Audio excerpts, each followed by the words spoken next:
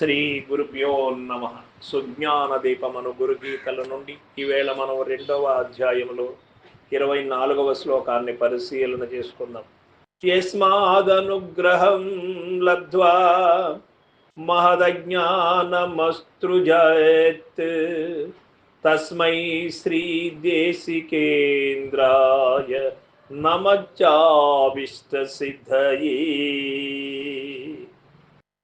ఓ పార్వతీ, జనుడు ఏ గురువు వలన జ్ఞానోపదేశానుగ్రహమును పొంది విశేషమగు అజ్ఞానమును విడుచునో అట్టి సద్గురువు కొరకు కోరిక సిద్ధించుటకై నమస్కారమగునుగాక అని చెబుతూ ఉన్నాడు.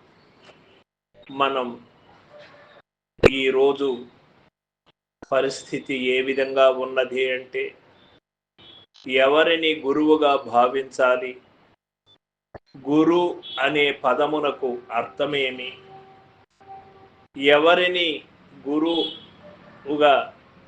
గురువు అనాలి, ఎవరిని గురు అని పిలవాలి అనేది కూడా సందిగ్ధ పరిస్థితిలో హాస్యాపదంగా మారుతూ ఉన్నది. ఏ విధంగా అంటే, ఒక వ్యక్తి గురు మర్మాన్ని ధర్మాన్ని తెలియక, గురు పేరులో ఉన్నటువంటి రహస్యము తెలియకనే ఒక వ్యక్తిని గురు అని సంబోధిస్తూ ఉన్నారు.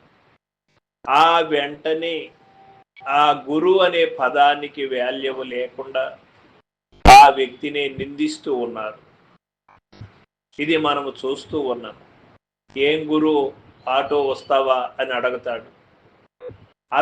ఇతను అనుకున్న దానికంటే ఎక్కువ చెప్తే ఆ గురు అనే పదాన్ని పక్కన పెట్టి అతన్ని మనసులో దూషణ భావంతో వ్యవహరిస్తూ ఉంటారు.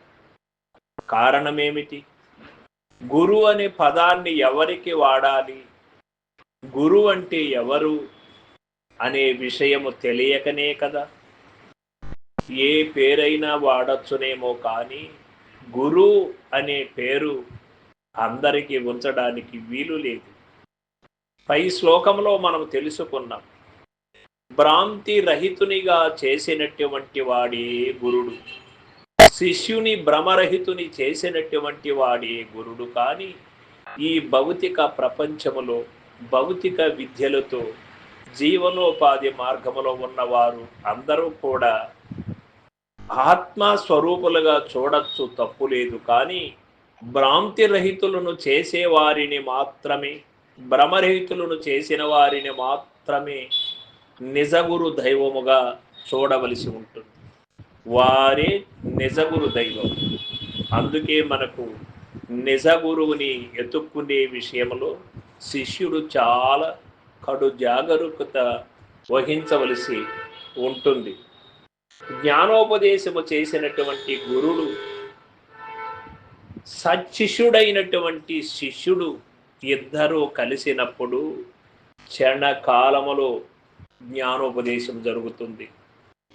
ఎందుచేత అంటే, దీపం వెలిగించిన వెంటనే చీకటి ఏ విధంగా తొలగిపోతుందో, సూర్యుడు ప్రకాశించిన వెంటనే చీకటి ఏ విధంగా లేదో, అదే విధంగా మంత్రోపదేశం నిజ గురువు దగ్గర పొందినటువంటి శిష్యునికి వెంటనే అజ్ఞానం అనేది పూర్తిగా రహితమవుతుంది.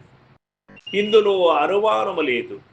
అజ్ఞానము రహితమైనటువంటి సత్శిష్యుడు ఇక గురువును మినహా ఏదైనా ఉంటుందా? గురువుకు మించి ఇంకొకటి గోచరింపబడుతుందా? గురువు కంటే గొప్పైనది ఇంకొకటి ప్రపంచంలో కనపడుతుందా?